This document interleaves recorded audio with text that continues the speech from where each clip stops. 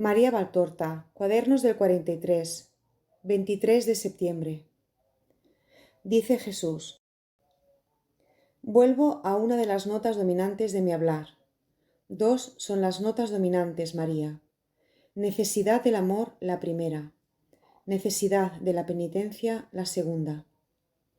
Verdaderamente el Dios uno y trino, que os creó dándoos un reino en el que todos eran vuestros súbditos, de donde el dolor estaba desterrado y la muerte no hubiera existido para truncar entre los estremecimientos de los moribundos y los gemidos de los supervivientes las vidas de los más queridos, sino sólo una dormición, como la de María, para atravesar, entre las apacibles nieblas de un sueño inocente, las puertas que se abrían tan fácilmente sobre el paraíso terrestre, para inundado de la luz del paraíso más alto y de la voz paterna del Señor, que tenía la alegría de estar con los hijos. Verdaderamente vuestro Dios os había puesto solo una necesidad, la del amor. Amor de hijos al Padre, amor de súbditos al Rey, amor de creados a Dios Creador. Y si no hubierais corroído con el ácido de la culpa las raíces del amor, éste hubiera crecido potente en vosotros, sin costaros alguna fatiga. No fatiga, sino alegría para vosotros, sino necesidad que da alivio cuando se explica, así como el respiro lo es para vosotros. Y en efecto, el amor estaba destinado a ser el respiro de vuestro espíritu, la sangre de vuestro espíritu. Después ha venido la culpa. Oh, el destrozo de la culpa. Vosotros que os horrorizáis por las ruinas de vuestros edificios, de vuestros templos, de vuestros puentes, de vuestras ciudades, y maldecís los explosivos que lo destrozan, pulverizan y lesionan todo. ¿No pensáis qué destrozo ha producido la culpa en el hombre? En el hombre, la obra más perfecta de la creación, porque no fue hecha por mano humana, sino por la inteligencia eterna que, diré así, os ha fundido metal sin escorias en su misma forma y os ha sacado hechos a su imagen y semejanza, tan bellos y puros que el ojo de Dios se alegró ante su obra, y se estremecieron los cielos de admiración, y la tierra cantó con voz altísima en medio de la armonía de las esferas, por la gloria de ser el planeta que, en los orígenes del universo, se hacía inmenso palacio del Rey hombre, Hijo de Dios. La culpa, más nefasta que toda dinamita, ha alterado las raíces del hombre. ¿Y sabes dónde estaban éstas? En el pensamiento de Dios, que había hecho al hombre.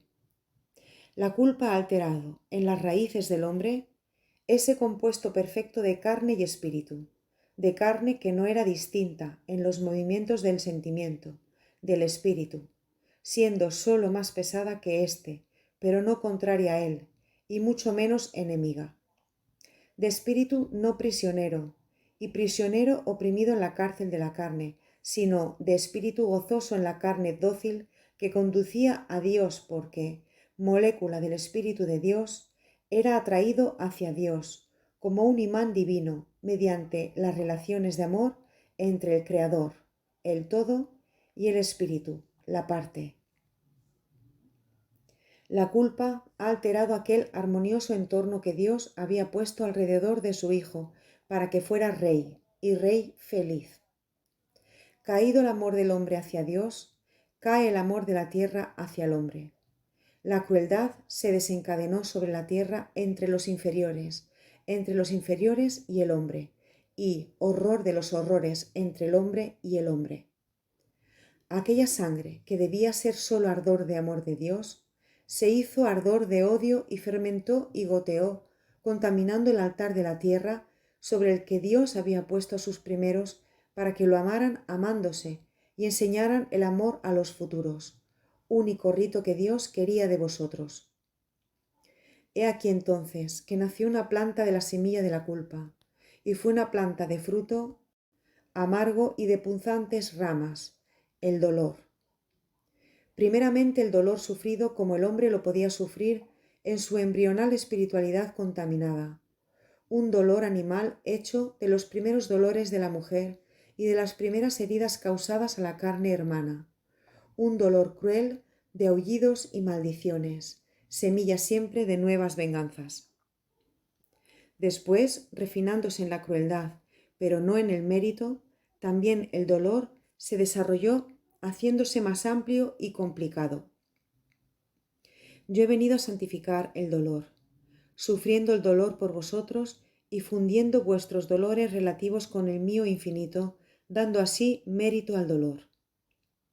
Yo he venido a confirmar con mi vida y mi muerte la advertencia dada numerosas veces por los profetas. Lo que pide Dios para perdonar y bendecir a sus hijos, cada vez más y más culpables.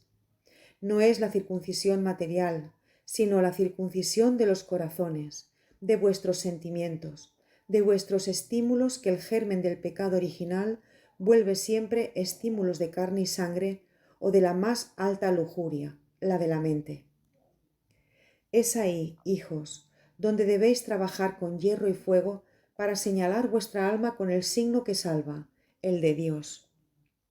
Es ahí, no con el hierro y el fuego de vuestras leyes crueles y de vuestras guerras malditas. Es ahí, en el lugar donde se forman las leyes y las guerras del hombre, porque es inútil decir lo contrario. Si vivierais en el signo del Señor, circuncidados espiritualmente para quitar lo que lleva toda suerte de impurezas, no seríais lo que sois, insensatos, por no decir fieras. Y, nótalo, en poco se diferencian las fieras y los insensatos, porque en ninguno de ellos está la razón, o sea, lo que Dios ha puesto en el hombre para hacerle rey sobre todos los seres de la tierra.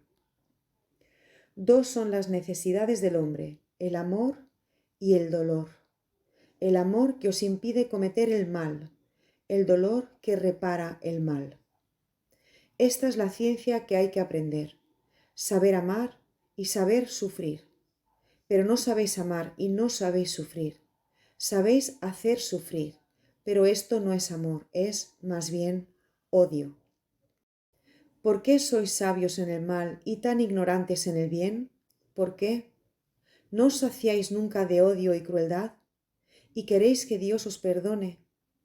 Volved al amor, hijos, y sabed soportar el dolor, que si no sois tan hijos míos como para saber querer el dolor, para expiar el pecado de los demás, como yo supe y quise, sed al menos hijos hasta el punto de no maldecirme por el dolor que vosotros habéis generado y del que me acusáis.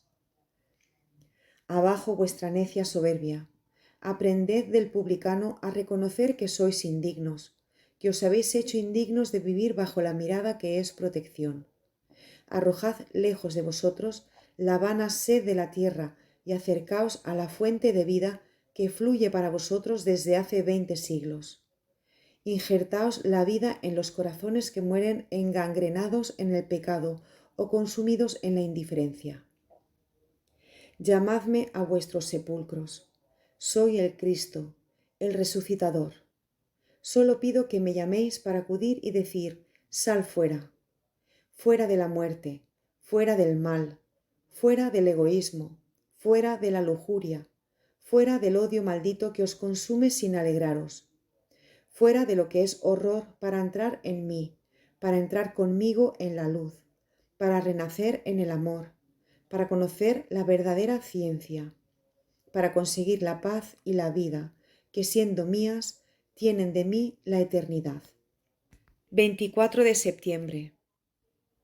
Dice Jesús: Ánimo, María, piensa que sufres los dolores de mi agonía. También yo tenía muy mal los pulmones y el diafragma, y cada respiro, cada movimiento, cada latido, era un dolor añadido al dolor. Y no estaba como tú sobre una cama, sino cargado de un peso y por calles en cuesta. Y después suspendido bajo el sol, con tanta fiebre que me golpeaba en las venas como si fueran infinitos martillos. Pero no eran estos los dolores más graves. La que me era más tormentosa era la agonía del corazón y del espíritu. Y mucho más tormentosa, después, la certeza de que para millones de hombres mi sufrimiento era inútil. No obstante esta certeza, no ha disminuido en un átomo mi voluntad de sufrir por vosotros. Oh dulce sufrir, María, porque ofrecido para reparación al Padre y por vuestra salvación.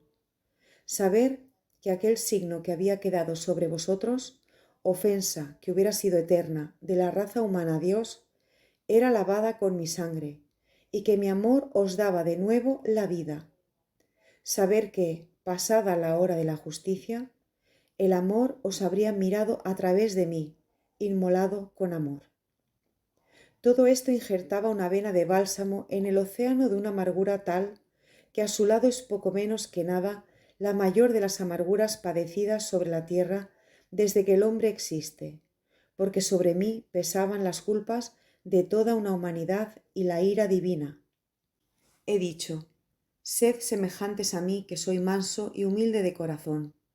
Lo he dicho a todos porque sabía que en esta imitación estaba la llave de vuestra felicidad sobre esta tierra y en el cielo. Tenéis todas las calamidades que tenéis, porque no sois mansos y no sois humildes, ni en las familias, ni en vuestras ocupaciones y profesiones, ni en el ámbito más amplio de las naciones. La soberbia y la ira os dominan y generan tantos de vuestros delitos. El tercer agente de delitos es vuestra lujuria. Esto os parece individual, pero este y los dos primeros implican a muchos, muchos y muchos individuos, continentes enteros, tales que trastocan la tierra, solo con haber alcanzado la perfección del mal en el alma de unos pocos hijos de Satanás, que le obedecen para colmar de mies malditas los graneros de su padre. Y en verdad os digo que ahora es un momento en el que, por orden del padre de la mentira, sus hijos siembran entre las almas que estaban creadas por mí y que inútilmente he fertilizado con mi sangre. Mies más abundantes de cuanto pudiera concebir toda diabólica esperanza, y los cielos se estremecen por el llanto del Redentor, que ve la destrucción de los 2/3 del mundo de los cristianos, y decir 2/3 es todavía poco. He dicho a todos, sed mansos y humildes de corazón para ser semejantes a mí, pero a mis benditos, amadísimos hijos, a los predilectos de mi corazón, a mis pequeños redentores, cuyo sacrificio que emana gota a gota, da continuidad al fluir del manantial redentor que brota de mi cuerpo desangrado, yo digo, y lo digo estrechándoles al corazón y besándoles en la frente, sed semejantes a mí, que fui generoso en el sufrimiento por el gran amor que todo me infundía. Más se ama y más se es generoso, María. Sube, toca la cumbre. Yo te espero en la cima para llevarte conmigo al reino del amor.